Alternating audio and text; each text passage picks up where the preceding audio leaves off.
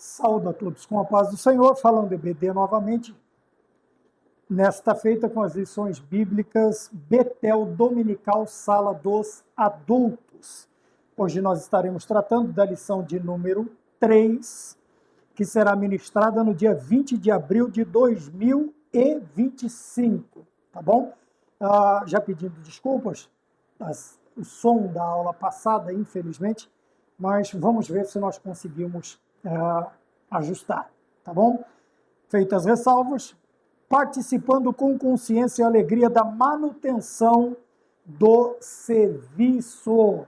Acho que quando falamos de serviço, está falando das formas de adorar a Deus, um serviço a Deus, tá bem? O texto áureo se encontra no livro do Êxodo, capítulo de número 35, o versículo de número 21, que está escrito assim: e veio todo homem a quem o seu coração moveu, e todo aquele cujo espírito voluntariamente o estimulou, e trouxeram a oferta alçada ao Senhor para a obra da tenda da congregação e para todo o seu serviço e para os vestidos santos. Como eu disse, livro do Êxodo, capítulo de número 35, versículo de número 21. A verdade aplicada nos ensina que, como povo de Deus, somos convocados a participar da manutenção dos locais de culto com nossas contribuições financeiras e nosso trabalho, tá bem? Os objetivos da lição: primeiro, reconhecer que devemos cuidar da casa de Deus. 2, saber que as ofertas geram bênçãos para o ofertante. 3, ressaltar que Deus honra os que o honram. Estes são os objetivos da lição.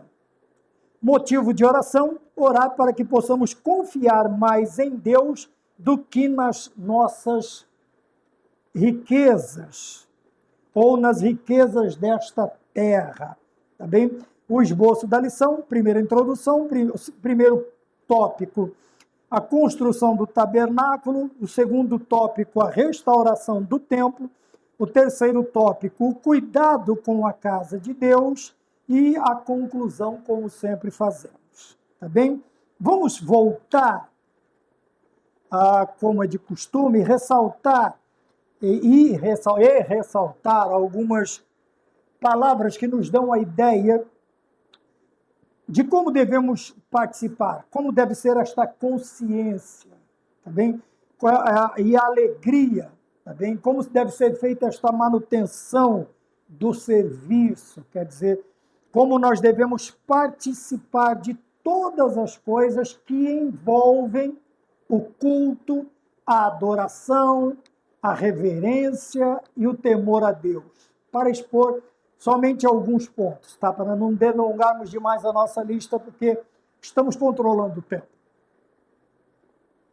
Precisamos ter um entendimento, tá bem? Nem para que aparentemente nós forcemos algo, e também, de outra partida, nós não relaxamos em outros, tá? Nós precisamos manter esta coerência, esta maturidade, o que realmente está escrito, o que realmente está exposto, o que realmente é exigido, o que realmente, ou aprendermos também a diferenciar, tá? Os dois lados, tá? Desde o púlpito até a porta, ou se nós separarmos os ministros e os membros. Qual deve ser o grau de relevância deste estudo, tanto para uns quanto para outros? E ao incluirmos todos debaixo de uma mesma égide, igreja, servos, porque não é porque estamos no púlpito que não somos servos, tá bem? E porque não estamos no púlpito que não temos determinadas obrigações. Então nós precisamos aprender a diferenciar estas coisas e sabermos que todos, independente do título, independente da credencial, independente se é uma credencial, se é um cartão de membro, todos somos servos de Deus, todos, tá? Ainda que tenha títulos aí exorbitantes, que eu não sei para que tanto título, mas ainda que os tenhamos, tá? Não vamos entrar nesse mérito, mas o título principal que precisamos ter é servos de Deus. Que os degraus que eu alcance, eles não me tornem cegos quanto à minha função principal, primordial, que é servir a Deus. Tá?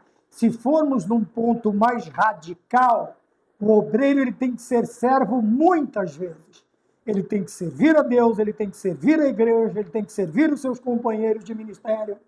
Tá? Cada degrau que nós vemos, veja, o diácono serve a igreja e Deus.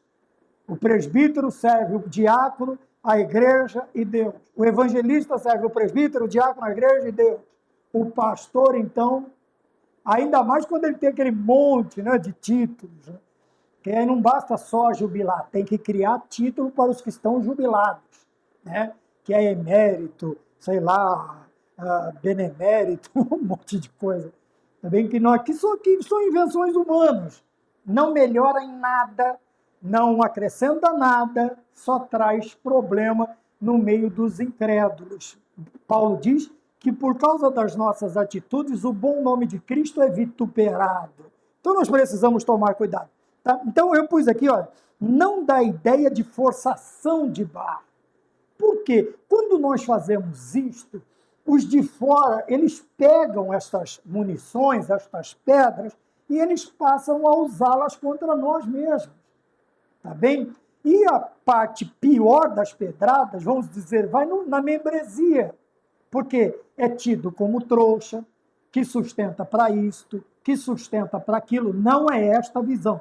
Não é isto que eu estou dizendo.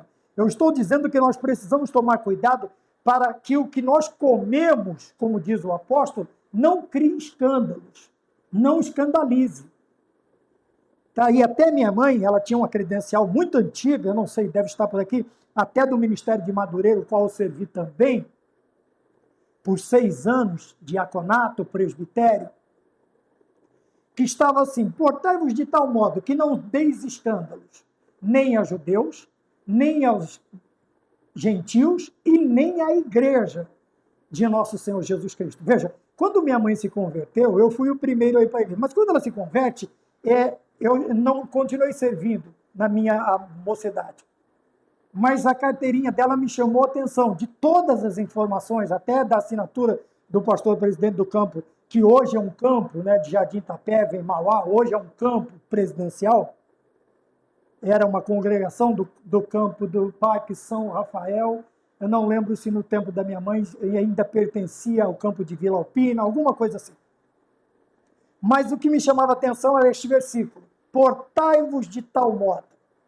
Então vamos evitar as forçações, tá? Quando eu achar que o dito está pelo não dito, ou vice-versa, eu volto para consertar a ideia, tá? Não para consertar, mas para dar um complemento para que se entenda o que nós estamos falando. Então vamos lá. No texto áureo nós já temos duas coisas, dois momentos importantes, que com Deus não vale servi-lo por constrangimento, por coerção. Nós temos aqui o homem a quem o seu coração moveu. E depois tem espírito, que o seu espírito voluntariamente o estimulou. Veja que eu não estou falando agora de dinheiro. Como eu vou falar nas 13 lições. Eu estou falando do serviço. Todo servir a Deus. Todo. Desde o alegrei-me quando me disseram, a alegria que nós sentimos quando nos chamam para ir à igreja, até onde nós vamos chegar, que é a questão da necessidade da verba para a manutenção do templo, como está na lição. Então vamos nos ater à lição. Tudo que for falado aqui em questão de finanças é para a manutenção do templo, do serviço e das vestes sacerdotais ou santas. Tá? Não tem outra visão nesta lição. Talvez em outra nós teremos. Nesta não tem. Então vamos nos ater à lição. Tá bem? Então nós temos aqui, primeiro, o coração móvel. O coração move a pessoa e o seu espírito é voluntário, é liberal. Veja que não há nada forçando e nem algo pré-estabelecido por homens. Existe o pré-estabelecimento, os preceitos, os mandamentos de Deus. E é estes que nós precisamos observá-los. Sem discutir, sem questionar, sem isto, questionar Deus. As demais coisas estão no campo do questionamento. Porque posso questionar. Tá bem? Me dado este direito. Então, a primeira coisa que nós vemos, o coração moveu esta pessoa a contribuir e o espírito voluntariamente o estimulou a contribuir aqui. Aí ele chama de oferta voluntária ou oferta alçada. Tá bem? Havia uma necessidade, precisava-se de X, mas aquele X não era para ser tirado de 3 bolsos. Era para ser tirado de todos. E em muitas vezes nós vemos o próprio líder, como Davi, tirando do seu próprio bolso para dar o exemplo. Nós vamos por este lado. Tá bem? Nós vamos por este lado. Sem eximir a responsabilidade da igreja, do membro, de também participar, contribuir com o serviço, para que haja manutenção na minha casa. Tá bem? Então, veja bem, a verdade aplicada diz que nós somos convocados a participar da manutenção dos locais de culto. Tá? Participação, quer dizer, na manutenção. Isto vem desde a base do alicerce ao telhado e conservar. Tá? Geralmente, o mau estado de conservação está ligado ao desleixo, ao descuido, à falta de importância, a não darmos a devida relevância, o devido amor pela casa de Deus. Então a abandonamos. Mas nos lembremos também que esta manutenção, ela não é uma obrigação só do membro, mas principalmente daqueles que estão, que têm sob as suas mãos o cuidar da igreja. O cuidar, aqui no caso, veja, dos locais de culto. Tá bem? Porque não adianta o membro jogar o peso só nas costas do pastor e o pastor os pastores jogarem a culpa, o peso nas costas dos membros. É um trabalho conjunto. Um ajuda o outro, uma mão lava a outra, né? Aquela questão. Porque o que nós mais vemos é isto. Vamos voltar à ideia de sermos servos que eu dei no início da lição. Há uma ideia, e para mim, é a minha opinião, errada. Quem gera ovelha é ovelha, não é pastor. Para. Mas o pastor não é ovelha de Jesus? Então tem a obrigação de gerar também ovelhas. Ou a obrigação de evangelizar, de ganhar almas, é só da igreja? Não. Tá? Se é da igreja, a igreja é toda. A igreja é do púlpito à porta. Então, vamos partir desta ideia que eu considero equivocada. Talvez você não. Talvez você se estribe nisso para não fazer, para se eximir da responsabilidade. Eu considero assim, que a obrigação de ganhar almas, de gerar ovelhas, é de todos. Porque o ID não foi dado só para a membresia, mas também para o ministério da igreja. Também para o ministério da igreja. Então, essas diferenças, eu estou usando o exemplo como essas distinções que são feitas, essas separações para tentar justificar isto ou aquilo. É isto que eu estou usando. Tá? É como ideia, como base, tá? Como princípio, como premissa. Vamos partir disto. Se é uma ordem dada à igreja, então não importa se é ministro ou se é um membro ordinário da igreja. Não estou falando também de ordinário na questão do pejorativo. Um membro normal ali, um membro da igreja. Tá? Não estou falando de membro de banco, porque membro do banco é as costas, é os pés, é os pregos, isso é membro de banco. Nós somos membros do corpo de Cristo. Tá bem? E fazemos parte de uma denominação. Tá bem? Vamos partir deste princípio, vamos partir desta ideia. Tá? E vamos olhar que todos somos convocados a participar da manutenção. esta manutenção, como eu já disse, ela vem do princípio ao fim. Se é necessário uma construção, a nossa obrigação é do alicerce ao telhado. Tá bem? Se já existe a construção, a nossa obrigação é de conservar em bom estado. Para quê? Para que haja segurança, tá? Vamos falar, conforto para cultuar a Deus. Se bem que você vai em alguns lugares, os irmãos estão sentados aí em troncos de madeira, né, cerrados, como se fossem bancos. Não há paredes nas congregações. E o telhado é de sapé.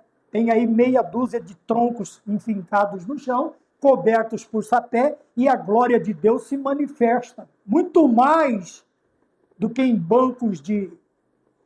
Bom, entenderam a premissa? Vamos continuar. Entenderam a ideia? Vamos continuar. Então veja, mas independente se é feito de ouro ou se é feito de sapé, esta manutenção ela é vista como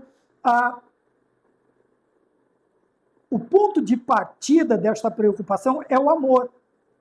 Porque não adianta você ter aí bancos, púlpito, luminárias e ar-condicionado, isto e aquilo, e você não amar tudo aquilo. Sabe o que vai acontecer? A manutenção deste palácio vai ser muito mais difícil do que a manutenção da casinha de sapé, ou de sapê. Tá? E se eu não amo já pronto, construído, eu também não vou amar a ponto de pôr a mão no meu bolso para reformar. Porque tendo em vista um ar-condicionado, um aparelho só, quantos milhares de reais você vai ter que gastar? Agora imagina uma igreja que tem aí 10, 12, um sistema de refrigeração avançadíssimo. Imagina para fazer a manutenção disso. E se foram relaxados os administradores, qual não será o custo para substituir? É óbvio que as pessoas vão ver tanto um quanto o outro. Assim como o púlpito olha para a igreja. O envolvimento dela na manutenção, a igreja olha para o púlpito de duas maneiras. Quanto à manutenção, o cuidado, e também quanto à participação dos tais nesta manutenção. Porque pau que dá em Chico, dá em Francisco. Eu já disse que Davi foi um grande exemplo, e nós vamos ver alguns grandes exemplos. Alguns grandes exemplos como modelos de rebanho, como imitadores. Vamos falar de Cristo, se bem que no tempo destes reis, Cristo não havia encarnado, não que ele não existisse, o verbo existe desde o princípio. Então eu não quero forçar para um lado, não vou puxar a brasa nem para um lado, nem para um peixe, nem para o outro. Vamos deixar a brasa no meio, tá bom? O fogareiro no meio, para nós e para eles, para vocês e para nós. Vamos mais ou menos nessa ideia. Eu não sei se você vai concordar comigo. Se não concordar, está aí a linha dos comentários. O motivo da oração diz confiar mais em Deus e não nas nossas próprias riquezas. Tá, vamos olhar para os dois lados. Esta confiança, ela tem que partir tanto do povo quanto da liderança. Correto? Esdras, capítulo 8, versículo 22, ele tem agora, o capítulo 8, versículo 22, acho que foi isso que eu disse.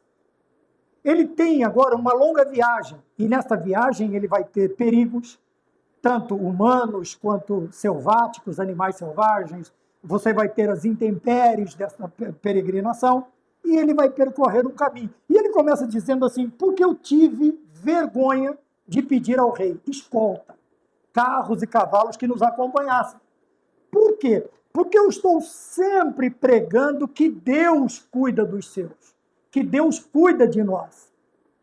Então seria, veja, Esdras diz, seria incoerente da minha parte agora eu ir até o rei para pedir escolta. Porque ele vai falar, ué, mas não é o seu Deus que cuida de você? Não é o Deus de Abraão, de Isaac, de Jacó? Vocês não estão saindo daqui do cativeiro para reconstruir Israel e agora você vai pedir ajuda a mim? Se bem que alguns bons reis deste período de 70 anos de cativeiro, eles favoreceram também o povo de Israel, que estava cativo. Mas Veja que ninguém falou nada, mas o pensamento de Esdras leva ele a esta dedução, a este pensamento. Poxa, eu cansei de falar que Deus nos sustenta. Então nós vamos lá, põe um caminhão no meio da rua, na frente da prefeitura, na frente da Câmara dos Vereadores, lá não sei na onde. E começamos a dizer, Deus nos sustenta, nós não precisamos. E depois você vai lá bater na porta da pessoa, pedir. Ele vai dizer, mas ontem você estava em cima de um caminhão aí falando um monte de coisa, agora você está na minha porta? Não, peça para Deus. Vá lá. Você não falou tudo isso? Então, esta coerência, ela deve existir tanto dos membros quanto da liderança. Então, este motivo de oração, ele é mais do que pertinente, é mais do que relevante. Mas veja, confiar em Deus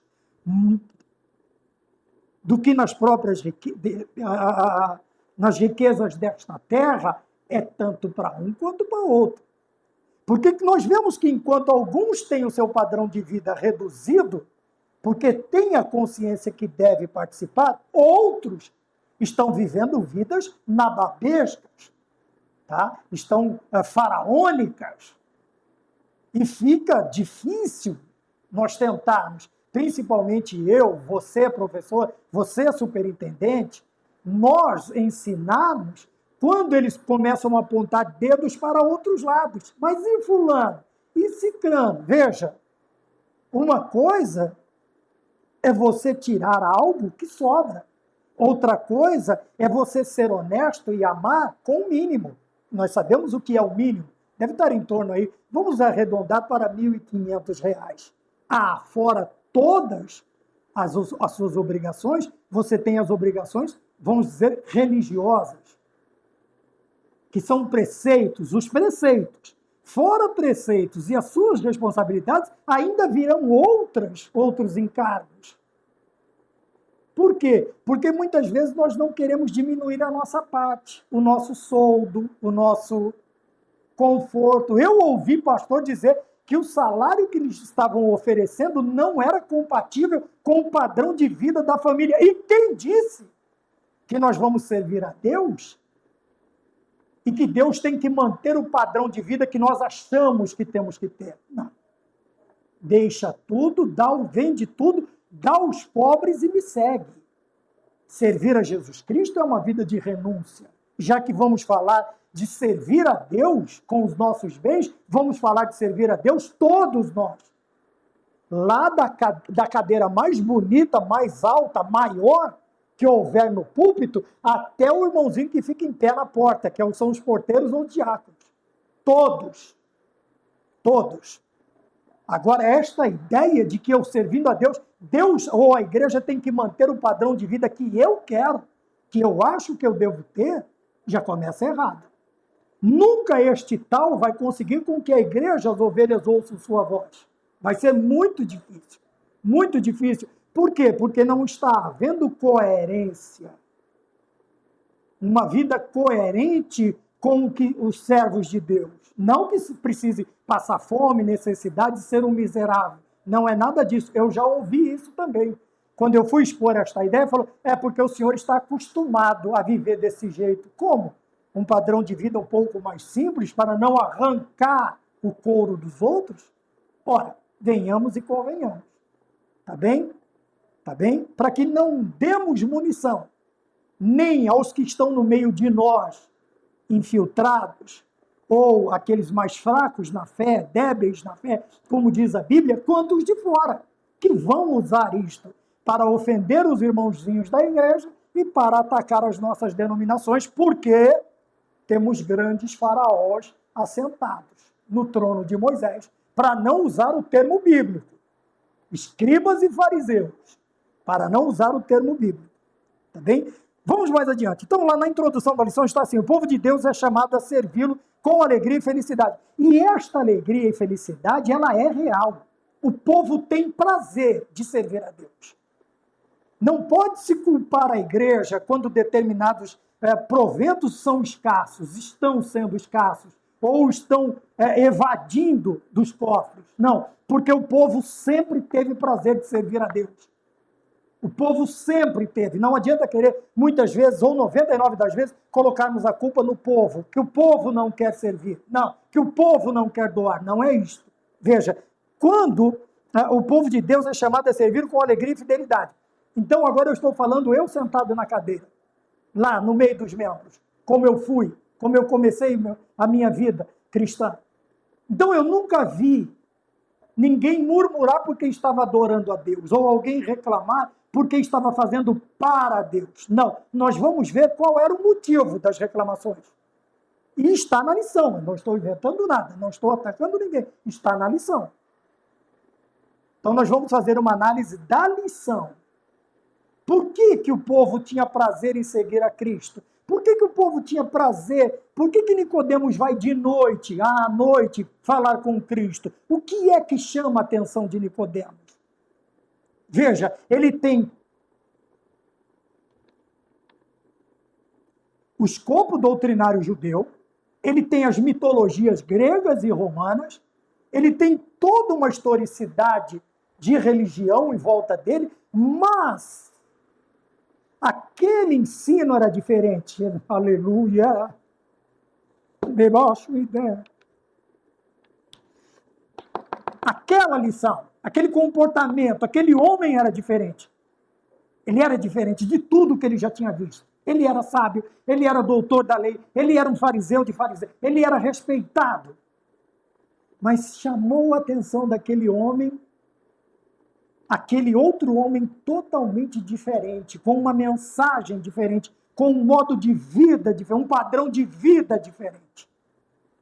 Então veja, ponto de número 1, alegria. Então a alegria sempre esteve no coração do povo em servir a Deus. Eles não ligam. Eu já estive sentado lá no meio também, e ainda continuo sentado, fazendo parte deste meio. Mas veja, sempre houve alegria. O povo nunca, para Deus, nunca se opôs a fazer qualquer coisa, seja físico, seja financeiro, seja espiritual, em oração, o que quer que seja. O povo sempre esteve disposto a adorar a Deus, com tudo o que ele tem. Porém, vamos mais adiante.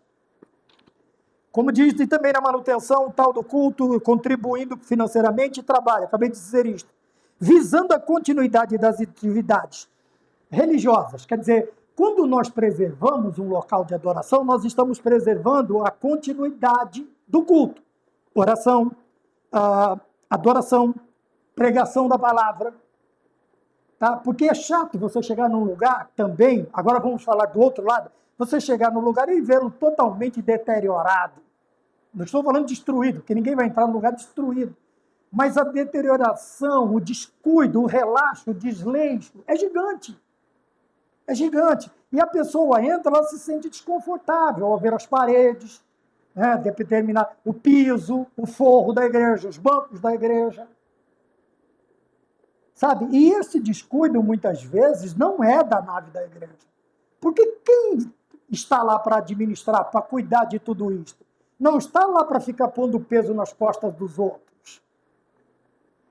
Quando nós vamos ver o exemplo de muitos, ou da maioria dos grandes líderes que nós vamos usar aqui, que eles estão à frente, eles encabeçam o trabalho, eles estão à frente.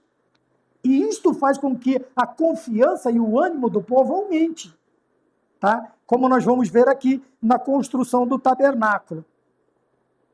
Aí eu quero fazer uma pergunta, essas construções é para a glória de Deus ou para a glória do homem? Estamos ali para colocar o nome de Deus em evidência ou uma plaquinha qualquer num canto de uma parede ali para dizer quem foi que fez? Como se fôssemos políticos, né? Político que tem esse costume. Se ele plantar se ele pôr um tijolo no chão, ele põe uma placa maior do que a construção com o nome dele. Isso é costume humano, egoísta, egocentrista, egocêntrico, narcisista, não é um costume cristão. Nem faz parte também da natureza de um cristão genuíno se colocar acima ou à frente de Deus. De maneira nenhuma.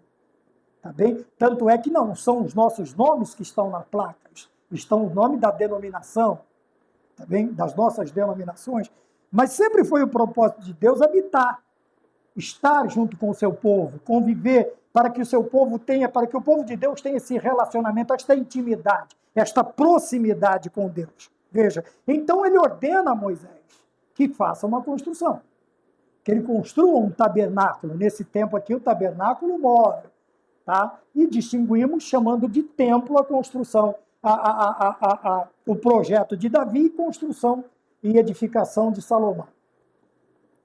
Mas veja, quando nós pensamos acabamos de falar na lição da CPAD, na sala dos adultos, que a adoração, ela não está propriamente dito ligada à construção ou ao local. A pergunta era, em Jerusalém ou no Monte Gerizim? Nem neste, naquele. Mas os verdadeiros adoradores o adoram em espírito e em verdade. Porém, o que eu disse lá, vou dizer aqui, isto não nos exime de congregarmos, de termos uma casa de adoração. Paulo diz, casa para comer e casa para dormir. Temos que ter uma casa para adorar. Essa ideia de não precisar ir à igreja para cultuar a Deus é totalmente humana e diabólica. Isso não existe. Precisamos adorar a Deus. Podemos ter as nossas divergências, podemos ter as nossas... Mas isso não pode interferir no culto a Deus, nos preceitos. Não pode interferir nos mandamentos.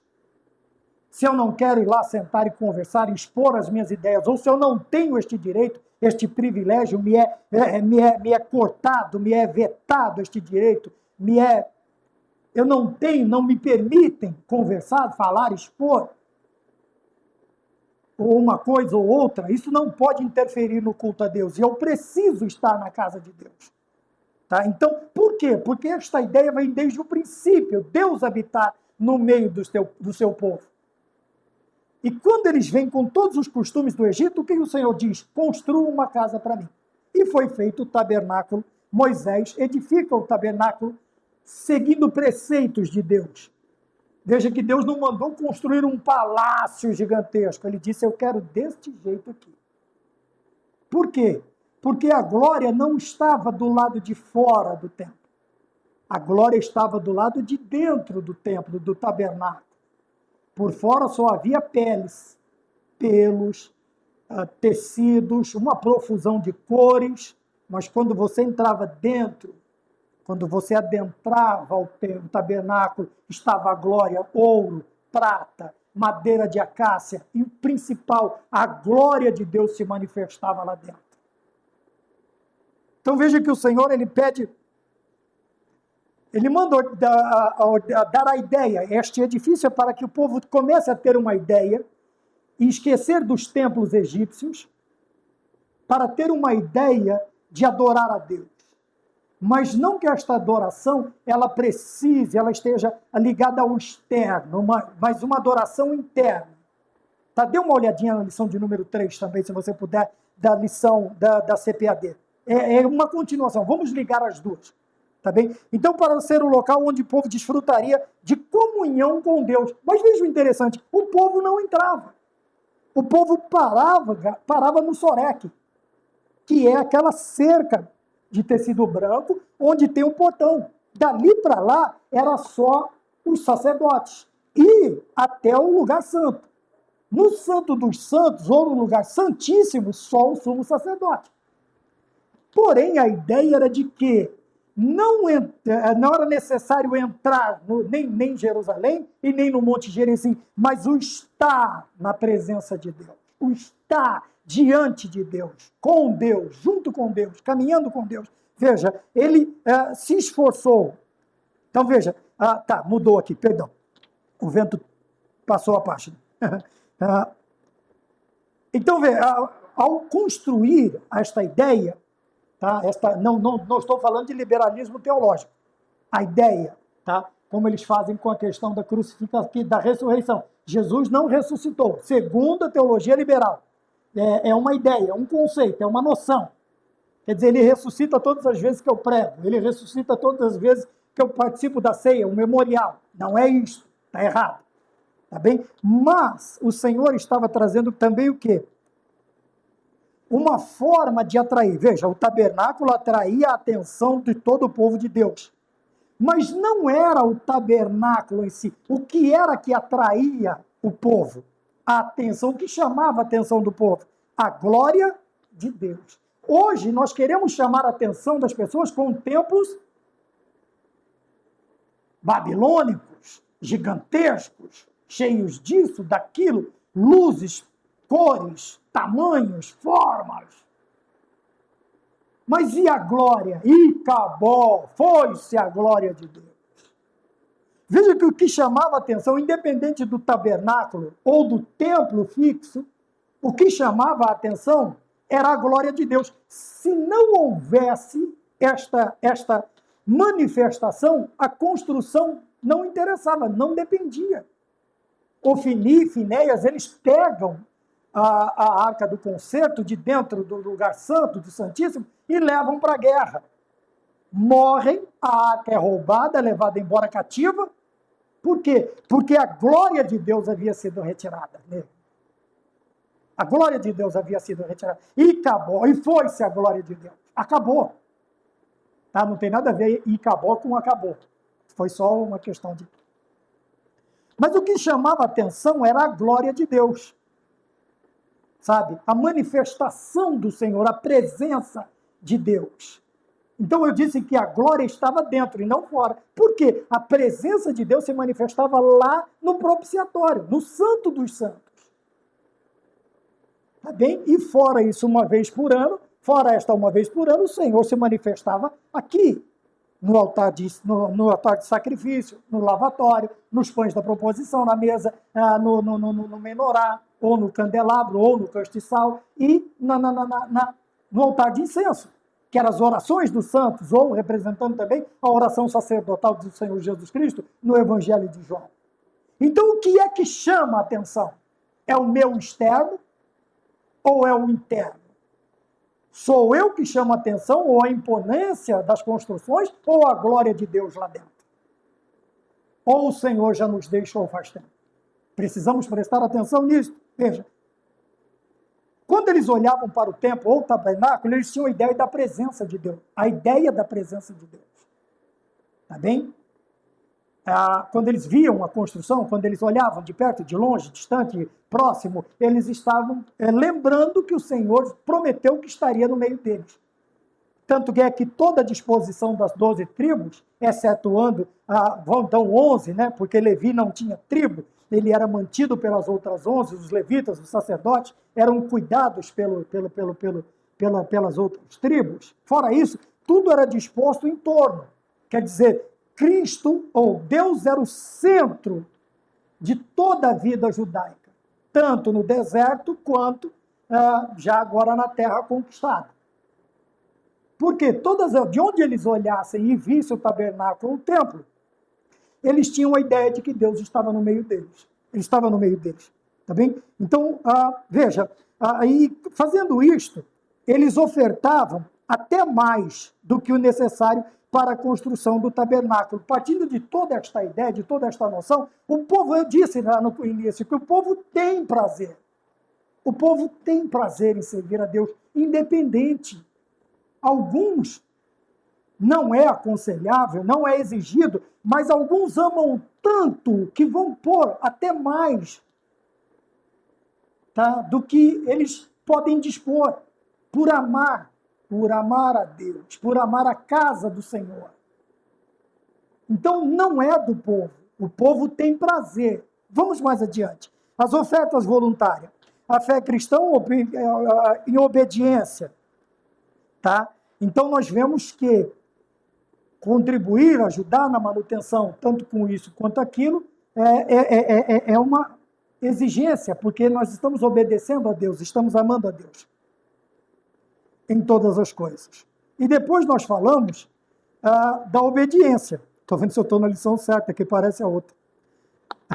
Estamos falando da dependência de Deus. E tanto a dependência quanto a obediência, elas têm que estar ligadas ao amor. Lembra a ideia? O coração moveu, o espírito voluntarioso. Tá bem? Tudo isso está ligado ao amor. O quanto eu amo a Deus. Eu não estou dizendo que você não pode contribuir com muito porque você não ama a Deus. Você não tem fé, sacrifício disso, sacrifício daquilo. Não é isso que eu estou dizendo. O que eu estou dizendo é que o povo ama a Deus e a sua obra. E o povo vai contribuir. Mas vamos olhar para um outro lado. Primeiro, os israelitas obedeceram também à ordenança que Deus deu a Moisés. Veja que a ideia é dada a Moisés. Moisés explica para o povo.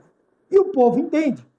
Porque o povo não está, diferente de políticos, diferente de embates políticos, nós estamos falando de amar a Deus, de trabalhar para Deus. Então não é difícil. Hoje, infelizmente, sim. Mas veja que até bem pouco tempo atrás, não precisava de todo um malabarismo dos homens que Deus chamou para fazer determinadas coisas. Não precisava de tanto malabarismo mental, tá? De tanto palavrório, de tanto termo bonito, e até o povo diz assim, ei, o que é que ele está falando que eu não estou entendendo nada? Era simples. Deus falou para Moisés, um tabernáculo assim, assim, assim, assado. Beleza, Moisés? Beleza. Povo, Deus falou comigo assim, assim, assim, assado. Beleza, povo? Beleza. Coro, vamos fazer. Vamos fazer. Veja que Moisés não precisou ficar criando histórias mirabolantes ou constrangendo. Ele simplesmente explicou a vontade de Deus. E o povo era com ele. Veja, e as ofertas foram. E o povo veio. Mas dá uma olhadinha nisso aqui. Quando o povo, por isso que eu disse que o povo ama a Deus, chegou um determinado momento que os trabalhadores, né, lá os artífices, seja em ouro, seja em prata, seja madeira, seja cobre, cada um tinha sua especificação. Chegou num determinado momento que eles foram até Moisés, disse, Moisés, está sobrando. Olha, o que a gente precisava para fazer o que Deus mandou, já deu. Tá bom. Rapaz, que Moisés abençoado! Ele chega na frente do povo e diz, chega, basta. O que vocês trouxeram, olha, o que vocês trouxeram espontaneamente. O povo era tão espontâneo, e é tão espontâneo, que chegou um momento em que o povo falou assim, vai estragar. Não tem mais o que fazer. Mas a característica do líder, basta. O trabalho, veja, as ofertas foram tantas que os artífices interromperam o trabalho. Ninguém levou nada para casa, ninguém se banhou. Vamos fazer um estoque aqui, vamos guardar ali, vamos usar em tal lugar. Não. Ele disse, era para quê? Para isso aqui, veja, nós precisamos manter o nosso caráter diante de Deus e do povo. Se você pedir uma coisa para determinada coisa, para algo, você tem que trabalhar com aquilo que você pediu. Ah, não, vamos fazer. Moisés chegou lá e disse assim, olha,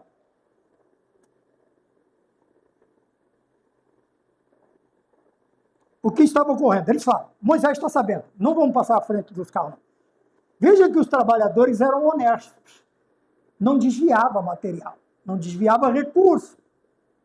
Quando eles viram que o povo estava trazendo, o temor a Deus era tanto, e o respeito ao povo, e aquilo que o povo estava entregando a Deus era tanto, que eles disseram assim, Moisés, chega, tá bom.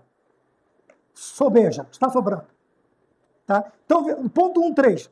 A gente vai, sequência.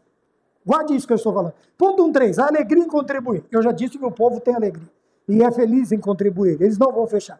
Então, Moisés recebe a ordem, o povo hebreu compreende, o ponto 1.3, e toda a manhã eles traziam as suas ofertas voluntárias. Voluntárias. Nada de ficar amedrontando o povo, ameaçando o povo, impingindo maldição. Não, nada disso. Não estou falando das denominações, estou falando do neopentecostalismo, alguns também, né? E que esta prática, infelizmente, está vindo para o nosso lado. Tá? Essas táticas mentais, tá? de aprisionamento mental, de amedrontamento do espírito, de constrangimento na frente dos outros.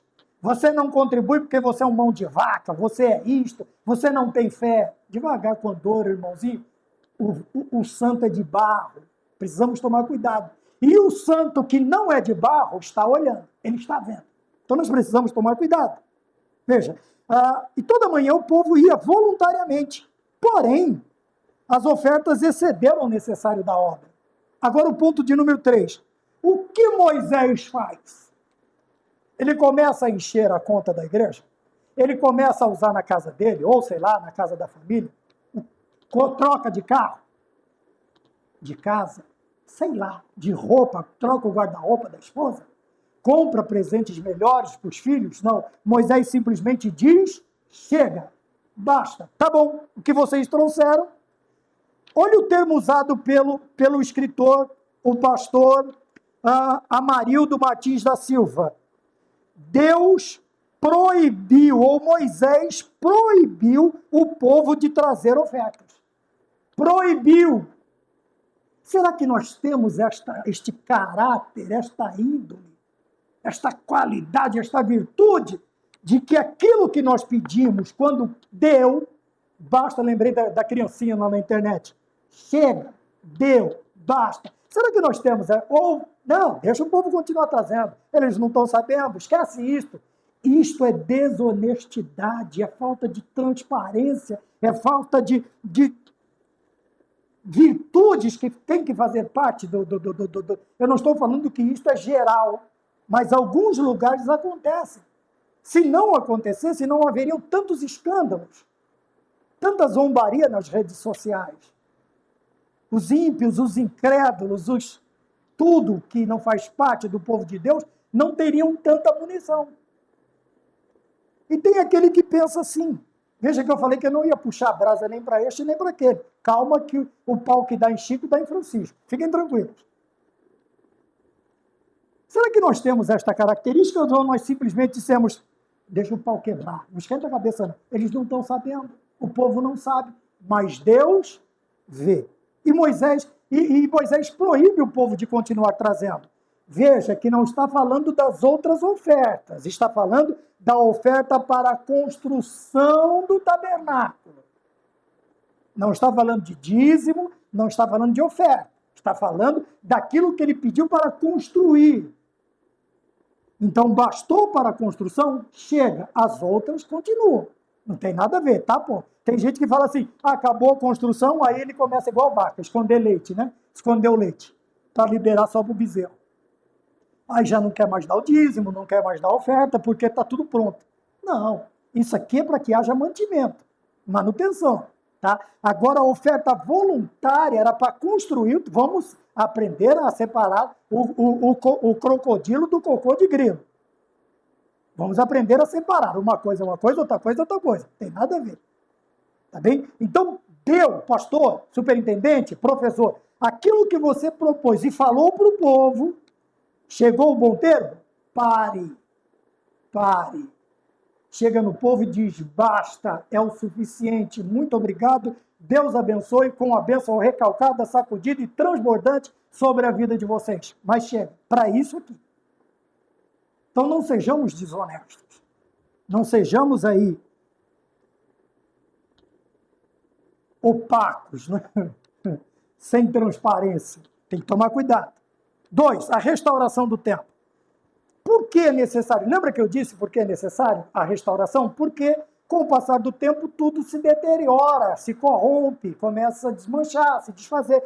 Principalmente quando nós que estamos com a responsabilidade de manter, somos relaxados, somos desleixados, nós desprezamos a casa de Deus e cuidamos só da... Ah, Maurício, mas onde está essa ideia? Ageu. A casa de Deus está abandonada, a de vocês está estucada. Então veja que ideia interessante. Nós precisamos tomar cuidado com isso também. Só que a questão lá em Ageu é que a construção do templo ficou 15 anos parada. E o que eles estavam fazendo? Eles estavam pegando o material do templo e levando para casa para construir. E não é esta a ideia.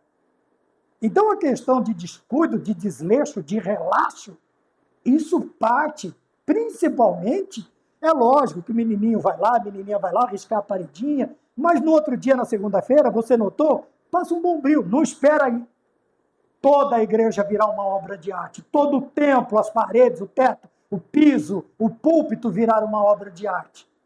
De manhã, você chega lá na segunda-feira, a meninadinha expressou, os crianças da igreja expressaram a sua obra criativa, como se fossem deuses, né? E nós vamos lá e consertamos no outro dia. Isto se chama preservação. Agora, esperar esculhambar tudo, como diziam meus pais. Esperar esculhambar tudo, acabar com tudo, para depois exigir um templo novo, porque eu quero, porque, sei lá, aparecer ou mostrar para alguém que não vai ser... Se fosse para a glória de Deus, eu teria mantido, conservado e aumentado aquele que eu já tinha. Não esperar acabar com tudo para depois vir com essa ideia que precisa ter um templo. Por que você não cuidou do que você tinha? Por que não cuidou do que já existia? E só vai ampliando, melhorando. Uma galeria aqui, uma paredinha mais longa aqui. Nós estamos com uma congregação aqui no nosso campo desse jeito. E ela está de vento em polpa. Mas a principal foi preservada por muitos anos. E depois, o obreiro que está lá, está só que é meu amigo também, ele está só aumentando. Não começou do zero. E outra, de vento em polpa. De vento em polpa. Então veja, com o passar do tempo, agora os reis de Judá agora vão pedir ajuda para reconstruir, para manutenção. Então o primeiro na lista é Joás, a restauração do templo nos dias de Joás. Então eu separei aqui, por quê? Olha o desleixo. A adoração a Deus estava em baixa e Baal estava em alta. Obviamente que tudo que era destinado para a obra de Deus estava indo para Baal. E hoje não é diferente. Não é diferente. Tudo que é destinado a Deus pode não estar indo para Baal, mas está indo para expensas diferentes, cofres diferentes, objetivos diferentes, que não a glória de Deus e a manutenção de sua casa, dos locais de adoração. Mas vamos lá adiante. De tal forma que houve preocupação em manter a conservação do templo do Senhor. Mas veja que a ideia de, antes de pensar na conservação do templo, o que Joás faz? Ele coleta ofertas, mas antes ele estimula os sacerdotes e o povo a restaurar o quê? O culto a Deus. Veja que antes da ideia da construção, vem a ideia daquele que será adorado nesta construção. E nós precisamos tomar cuidado para não inverter as prioridades. Então, primeiro ele restabelece o culto, ele estabelece o povo, traz de volta o povo para diante de Deus, tá? Tira dos braços de Baal, coloca nos braços de Yahvé, e agora vamos reconstruir porque aprenderam, relembraram como adorar Yahvé. Tá bom? E agora sim, coletar ofertas para custear a reforma do templo. Então veja que a deterioração está ligada novamente ao desleixo, ao relaxo, à idolatria, ao desvio, à apostasia, que é o abandono da fé. Deixou Deus para adorar Baal. Obviamente que a casa de Baal é a mesma coisa quem tem uma família e arruma um estepe do lado de fora. Ele vai desprezar os filhos, a mulher, a casa que ele já tem, a sua família, para dar prioridade para o seu estepe. Eu não quero usar o termo, mas uma hora eu uso. Não vai, ele vai cuidar da amante. A prioridade vai ser agora a sua nova paixão avassaladora, destruidora e diabólica. Desculpa as ênfases, me perdoe as ênfases. Assim nós fazemos com Deus. Quando nós arrumamos um Deus amante, um Baal, nós vamos abandonar a Deus, a sua obra, a sua casa, os seus filhos, e vamos dar prioridade a este ou a esta nova amante, a este novo amante, o novo objeto avassalador da nossa paixão. Tá bem? Então nós precisamos... Vamos para o ponto de número 2, agora vamos falar do rei Ezequias, um grande exemplo também. Veja, ele começa a ideia outra vez, olha. Ele começa fazendo o quê? Abrindo os portões do pátio do templo e mandou consertá-los. Porém, quando nós vamos mais abaixo, ele se esforçou. Primeiro, ele se esforça para eliminar a idolatria.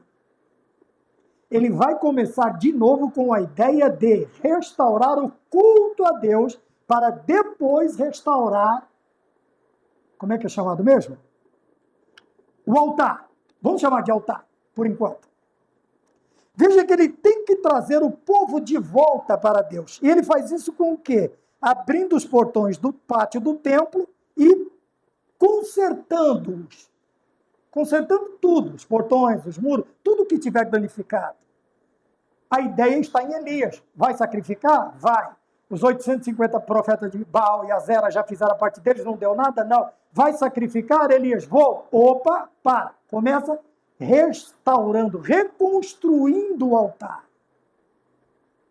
Não há adoração, não há templo, por mais magnífico que seja, relevante, se a adoração não é restaurada, se o verdadeiro culto não é restaurado, se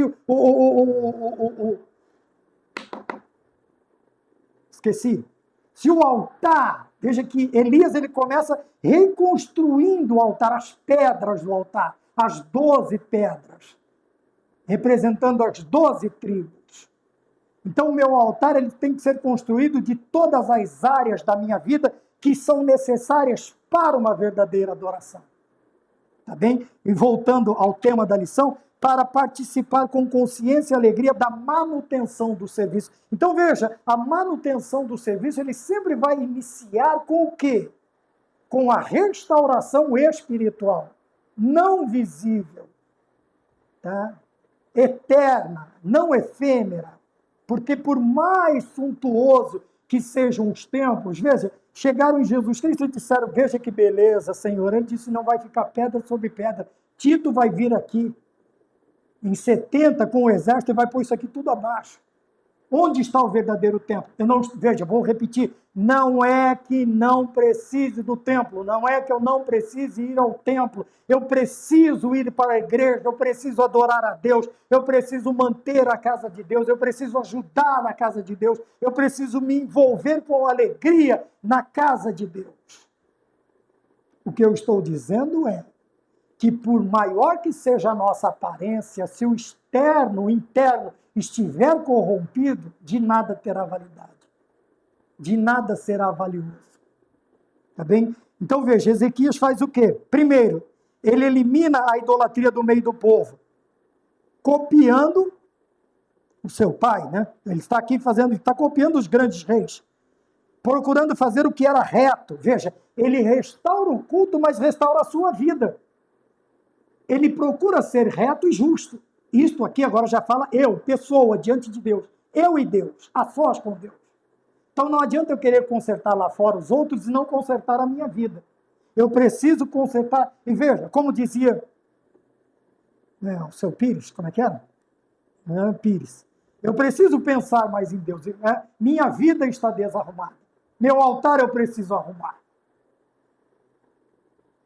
Existe uma responsabilidade de eu me envolver lá fora? Sim, mas esse envolvimento ele tem que começar primeiro por mim, dentro de mim, internamente a mim. Quer dizer, veja, tem que ser aqui, introspectivo, eu tenho que consertar o meu altar. Então veja, ele procura fazer o que era reto e justo aos olhos do Senhor. E a partir do momento em que ele entende o que é ser reto e o que é ser justo, ele estabelece o verdadeiro culto, porque ele aprendeu a cultuar da maneira certa. Então ele vai tanto ensinar como ser exemplo para o povo, daquilo que ele deve ser. Tá bem?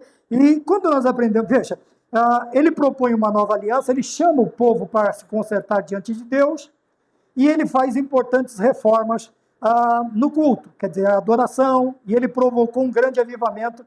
Ele provocou o grande avivamento em meio aos israelitas, quer dizer, ele, rei, líder, foi exemplo. Eles estão esperando o meu e o seu exemplo como obreiros do Senhor. Tá? Não sei, você pode ter uma lista interminável de títulos, mas uma coisa que você tem que aprender a ser: exemplo, modelo e servo de Deus. Modelo de servo de Deus, modelo de rebanho. É isso que nós precisamos aprender. Tá bem? Nos templos de Josias, nós vamos ver o mesmo caminho. Veja, ele determinou que os israelitas buscassem o Senhor de todo o coração.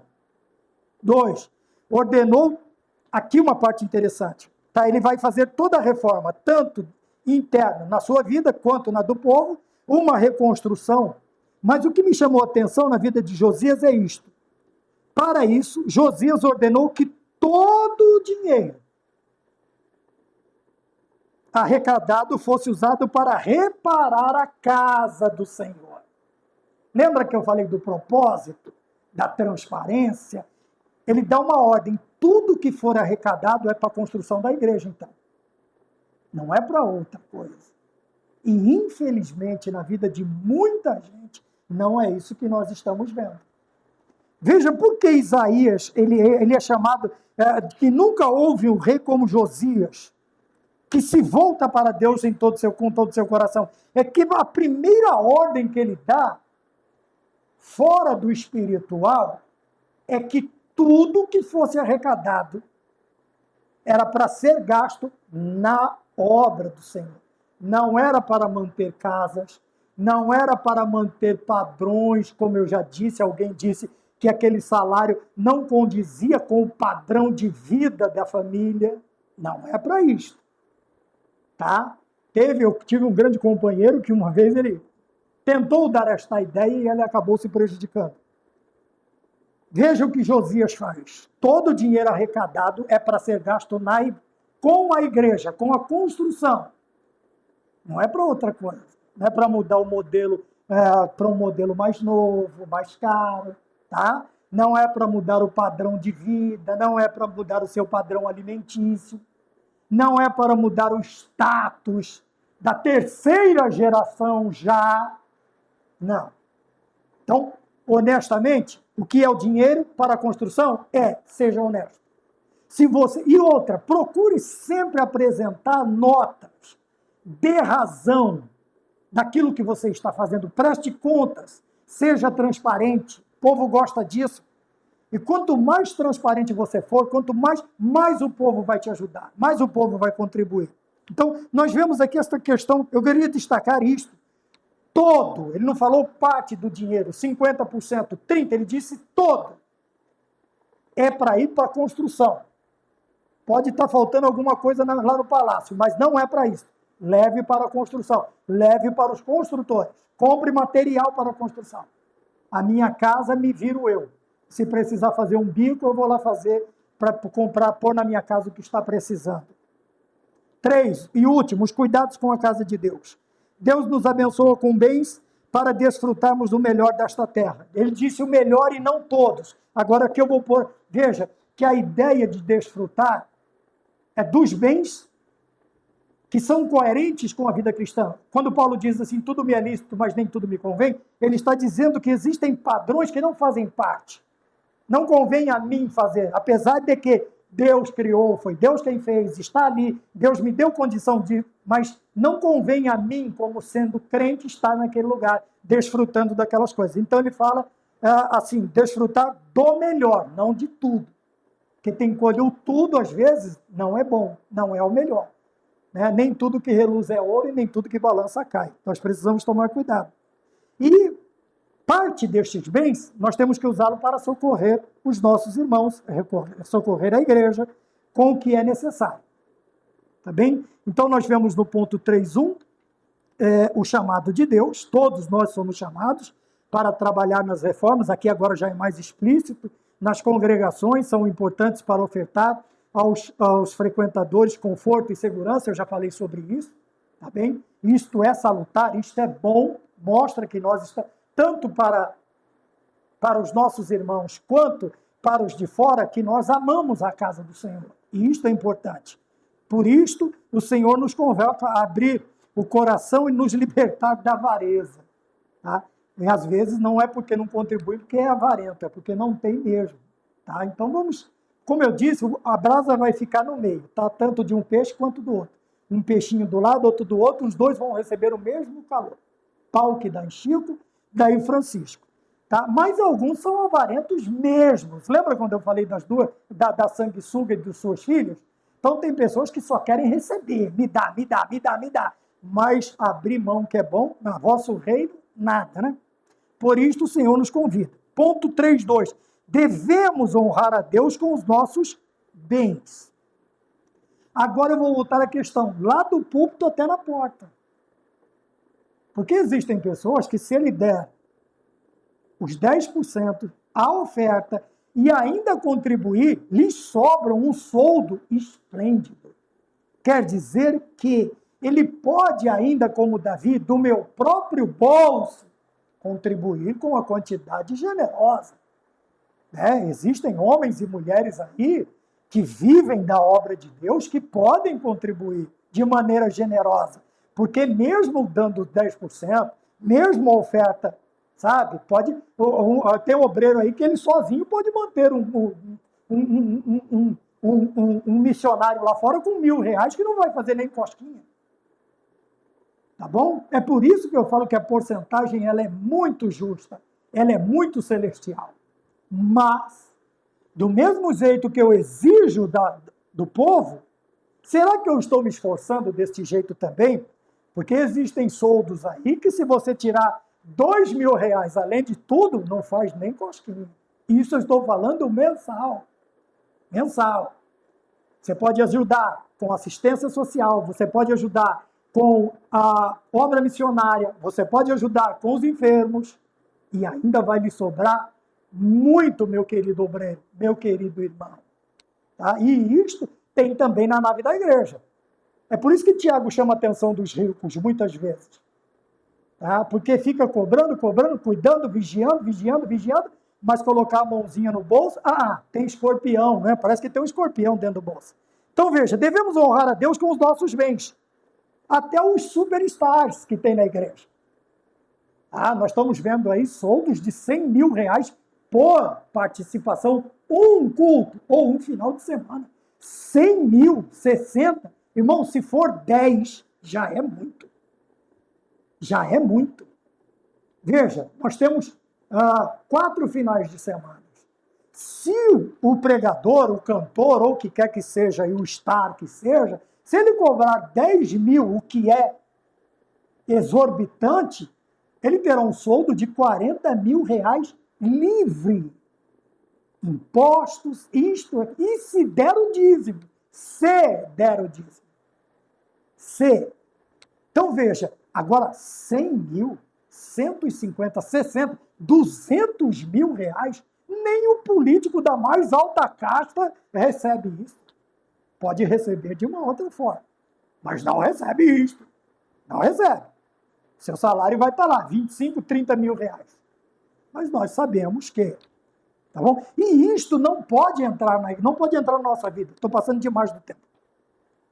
Vamos mais adiante, tá? Então, quando honramos a Deus com os nossos bens, expressamos gratidão, consciência e que tudo pertence a Ele, e confiança da sua provisão. E isto do púlpito à porta. Do mais antigo convertido ao mais novo convertido. Porque não adianta eu ficar falando e carregar o meu bolso de escorpião e não colocar a minha mãozinha lá dentro. Porque o reino de Deus trabalha por princípios instituídos pelo Senhor. Sabe o que isso quer dizer? Que nós, obreiros, estamos mais envolvidos nestes preceitos, nestes mandamentos, do que o próprio povo. Porque nós temos a característica de ensinar, de instruir, de corrigir. Tudo isto faz parte do ministério. Então, se nós temos o prazer de arrotar todas estas prerrogativas, vamos ser exemplos nelas também. Tá bem? 3.3, o cuidado com a casa de Deus, reflete em quem nós somos. Então, reflete em quem nós somos como membros, como diáconos, como presbíteros, como evangelistas, como pastores, como presidentes, como bispos, como primazes, é uma infinidade de termos. Então não é só falar, você é o tipo de crente, não. Você também, púlpito. Você também. Tá? Porque é muito fácil fazer como o finado meu pai fazia. Faz o que eu mando e não faz o que eu faço. Impor fardos pesados, como disse Jesus Cristo, sobre o povo e não tocá-los com o dedo. Então nós precisamos tomar cuidado. Tá bem? Então veja, o cuidado com a casa de Deus. A disposição de ofertar essa causa específica demonstra gratidão ao Pai Celestial por todas as bênçãos que temos recebido. E tem uns que têm sido abençoados sobejamente. Então a lição de número 3, participando com consciência, Põe a mão na consciência. Você está fazendo o que você está pedindo? O grau de comprometimento que você está pedindo, você tem? O grau de desprendimento que você está pedindo, você tem? Não. Então vamos pensar. Consciência e alegria. Quando a salva passa na sua frente, ou o carnezinho, você faz com alegria ou faz que está fazendo? Tudo isto, do púlpito à porta, depende da manutenção do serviço na casa do Senhor. Depende de tudo que estamos fazendo. Amém? Que Deus nos abençoe. Passei um pouquinho do horário, mas é necessário, tá? Até a próxima aula e vamos ficar todos com a paz do Senhor. Amém.